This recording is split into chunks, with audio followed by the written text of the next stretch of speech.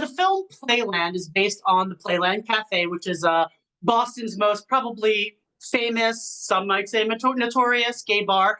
That was around from 1938 or 1933 to 1998. And then the film was written and directed by Gordon West. Talk a bit about what it took to get this project off the ground, because I know you guys did a Kickstarter campaign, and you guys made an impact at Gotham Week Project Market. Yeah, so I think Jordan came about the Playland Cafe when I think that they were scavenging through the archives at the Boston Public Library, and news clippings kept coming up, and then this just felt right. Went through the Gotham Lab, and then it kind of like a tumbleweed just started gathering financing, ending with a round on Kickstarter. And I came in when there was kind of a rough assembly of the film. There was no color, no sound. Well, there was sound, but there was no sound design. And so I really kind of got to see how Jordan sees the Playland Cafe, and that was really, really special. Yeah, the film really had it immediately started out with a kind of a mood that immediately put me in the space where I think the filmmaker wanted me to be. It had this dark and kind of gritty feeling, but also really hopeful in a lot of ways, and then not so hopeful in a lot of ways. So let's talk about this. Well, the film gives us a look into our queer past. It feels timely for today, now that we've kind of regressed politically and in some areas of the Mhm. country socially. Was that push backwards kind of what prompted bringing Playland to life? I think so. I think what was so significant to us and all of those involved in the film was that we start to discuss and start to see how important it is to preserve these queer spaces and how they are safe spaces for the community, and to be able to have as many eyes as possible on the film to discuss this, I think is super important and happens to be really timely, unfortunately. And that is really significant to us. So Yeah, it felt there was a lot of things in those clips that it was kind of new to me even, and I'm pretty well versed in my own community's history, and I really kind of delved into those some of those audio clips, and I was just yeah, kind of thinking about how similar things are today in a lot of ways. right. And I think that that's kind of where some of the sadness might come about, is when you realize that there's certain parts of the country and the world where we haven't really progressed that far. And so I hope with this film, we can maybe make a crack at that, and maybe a 15-year-old can watch this and be like, oh, let me find a space for me. Yeah. So let's talk about the casting, because the actual club was well known for being diverse. It had Mhm. all different walks of life, as the queer community does. It had talented clientele, and it even had some actors and things like that that attended that bar. And it even went all the way back into the 50s, sort of the different sort of diversity, and that was going to that bar every night. How much of a hand did you have when it came to the casting?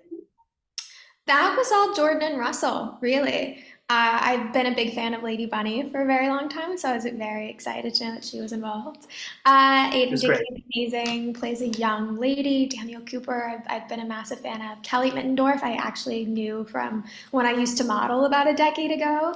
We had the same agency, and I always kind of looked up to her. So when I saw that she was involved, I was like, oh, I need to be a part of this now. But that was all Jordan and Russell, and I think they completely knocked it out of the park. Yeah, they really did. I thought everyone was fantastic. The film has this kind of haunting aesthetic to it, and it's all thanks to the cinematography and then a marriage between the direction and the acting. It's masterfully done, and it combines like this, like I said earlier, gritty, dank kind of underground world with the glamour that the queer community Mhm. is always known for. It really meshes the darkness with the rainbow, so to speak, Mhm. and it does it in an intense and beautiful way. At times, the characters felt Lynchian to me a little bit, like Mhm. David Lynch. And there were moments when I could see kind of similar inspirations from maybe early 1990 Greg Araki films. Um, Mhm. so when making Playland, was there like a certain look that you were going for, or was there an inspiration that kind of drawed you to a certain look, an aesthetic to the film? Because it definitely is heavy in the aesthetic. Well, I think you definitely hit the nail on the head when it came to certain references. I think one of the things that was really interesting was to make this feel a little dreamlike. And then, this cafe no longer exists. Unfortunately, it's a parking lot. And so to make these characters kind of feel like ghosts of Playland's past. and to evoke that. And it feels a little mystical in some ways and a little dreamlike, especially in that dance sequence. I love the color palette that they chose. I love the mixture of the kind of grit with a little bit of fun camp and glitz and the combination of those two things because that's kind of what it was, you know. And Yeah. I think it's so amazing to see what the art department really did, and the costumes are incredible and were all handmade. And again, you know, each set was built on a soundstage, so they really got to start from scratch. And unfortunately, there aren't a lot of photos of the interiors of the Playland Cafe, and so to have such a long runway for an imagination and to see what they came up with was so much fun. It was a lot of fun. I just love the way it looked. It immediately drew me in from the first scene. The plot of the film manages to bend time from the past to the present through these plot guided audio Mhm. clips depicting sort of these oppressive landscape that the club was functioning in. Mhm. What went into collecting all of those audio clips? How long did it take? How, you know, what went into it? That was Jordan too. I mean, I think it was a very long process, whether it was pulling things from the state. There was an intense research period, which they always do for each one of their films. It was really fascinating to me too to see in their brain kind of which scene matched with which piece of archival audio. Yeah, And what I love too is that it's so atypical for a documentary. You know, I like to say it's kind of somewhere in between a feature and a doc. Like right. whenever I try to describe it, it's kind of you can't really describe it, which is also a lot of fun. And just like you just need to see it. You just need to see it. But the way that Jordan really bent facts and fantasy, I found to be quite spectacular and so enjoyable to watch. I felt myself talking about it in a docudrama sort of way, Yeah. and then I was like, I don't know if that's totally true because it's very truth and documentary oriented, but then there's this whole other aspect to it.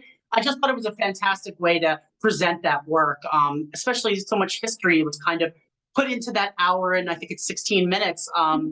It was just really well done. I love the menacing feel in the piece. There's a scene where this kitchen door is swinging and you see Mhm. two characters behind it, and it felt so intense. Like there was something, like you're saying, haunting about it.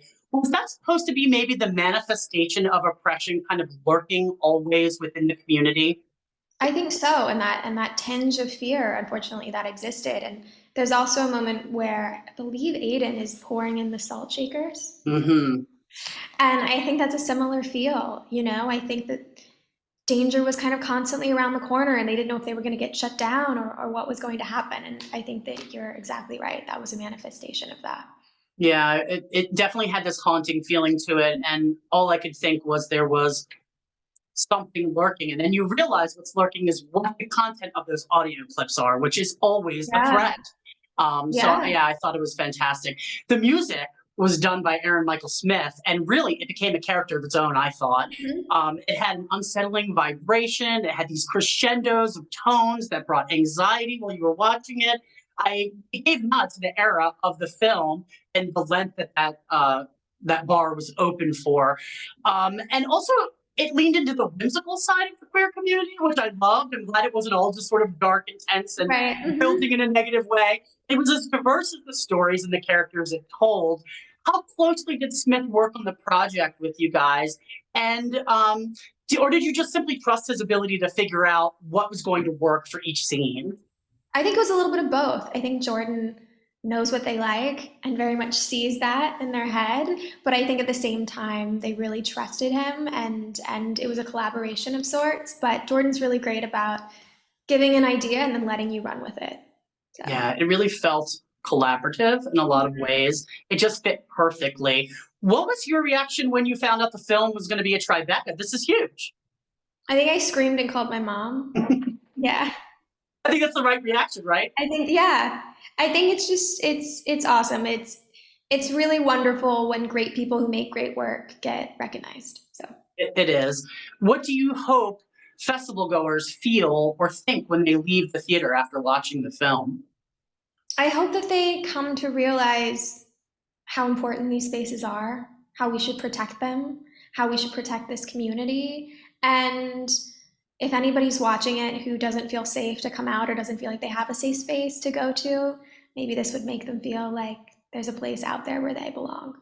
Yeah, you hit the nail on the head. These spaces are really diminishing across Mhm. America. There was a time when we really did have our own spaces, and now strictly queer-centered clubs are dwindling. They're kind of tucked Mhm. into these straight clubs. It's like a one-night engagement kind of thing. Yeah. Safe space dedicated to people looking for a beacon of hope in their Yeah. community.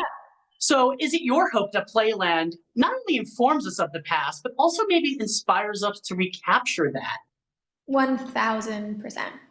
1000%. I hope it Yeah. does too, because every time I see on the news another one closing, I think, oh my gosh, we're getting down to only a few left in the country. It really is a backward step. It is, and I think we need a little bit of hope, so I hope that this film brings that. I hope it does too. For me, Playland, it was community, it was protest, it was expression, it was the face of oppression and personal triumph. What does it mean to you? To me, it means embracing your individuality, embracing who you are, and your chosen family. Yeah.